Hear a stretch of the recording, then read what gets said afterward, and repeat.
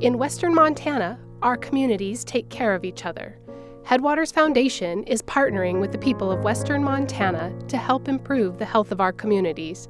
We want you to hear the story of how our partners are doing the work and making an impact. The students I was working with, we had this talk about building community at school and building relationships, and with that came this notion of cultural curb appeal and creating spaces in schools that make it where people want to be there. So our first kind of pilot project was the native plant garden at the high school. We have this beautiful outdoor classroom, which is this courtyard of, we have indigenous plants, we have this beautiful gazebo, we have picnic tables. The garden really kind of furthered my want to learn about the native foods that really grew around here. Before last year, I don't think we had any places to actually sit outside. And I see a lot of kids out there hanging out, not so much doing their work, but just hanging out and having somewhere to be. The community comes, they love to see it. So the whole thing has been a very positive experience, and I think has been left a really transformative mark on our school. So we appreciate it very much.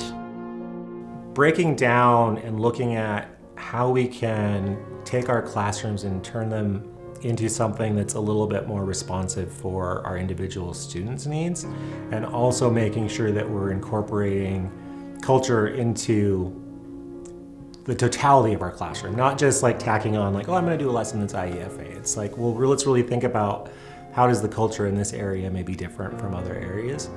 As the librarian, the Headwaters grant has had a very positive impact on my experience as a teacher here, because we were able to completely open up a whole section of the library to these beautiful class sets of Indigenous authors.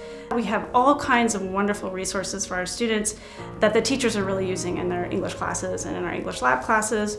The library has been transformed just as a physical space, because we have these kind of living room areas where kids can sit and do their homework and really feel like a home away from home.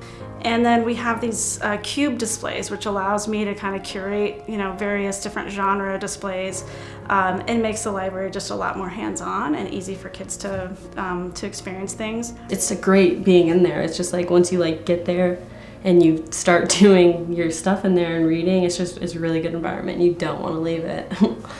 I plan on going to culinary school, and really a lot of the funding that this program has provided really allowed us, not just me, but my culinary class and some of my peers, to really engage in some stuff we normally wouldn't get to do, and really further not only my own want to further my culinary career, but also a couple of my peers are planning on going into culinary because of a lot of stuff that we were able to do through these programs.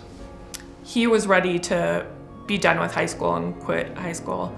He was talking a lot about that last year, and about maybe getting his GED, and I know his parents were really encouraging him to continue. But so I was curious, once we went into distance learning last March, I was curious whether he would come back. It is kind of neat because I feel like he has connected so strongly with a lot of my other students in advanced culinary. It has been neat to see students like him and others become a little family and really find some belonging in my room. I'm not your enemy at school. I am here to help you succeed in whatever you want to do in life. And so to try to kind of switch that from being something that's combative to being something that, we may not get along all the time, but at the same time, I'm here because I want you to do better in your life. I had a little guy come in and I was doing a book preview. I had a graphic novel that was written about the Navajo code talkers, that was written by a native author, and he picked it up and he said, "I didn't know they made graphic novels about Indians." And I was like, "Of course." I said, "Yes, this is a native author and a native illustrator. It's a really exciting book." And he checked that book out. At that moment, I was both excited, but also I found it unfortunate that our students have to be taken by surprise by a graphic novel that's written by a native author. I want for our students for that to be the rule, not the exception. Everything is out in the open. We have this, hallways and our school environment that just mirrors our population in a way that is new and fresh and feels really appropriate for where we teach now. The funding went a long way. It was we used it to the best of our ability, and it was very nice to have. I think it's benefited everybody. Yeah. And not just one group or the other. Yeah. I think everyone takes it in and it helps everybody. We have the spaces built now. It's a matter of sometimes having that next level of support for those students that this is good, but we're still struggling here. And so when students and parents feel that they are respected and welcomed and have a relevant connection to our school, they're going to be more apt to want to be part of this. The more we have here in regards to relationships, spaces for our students, connections, stakeholders being part of these conversations, the more confidence we're going to be able to instill in them to go out and explore those things on their own once that becomes the next stage.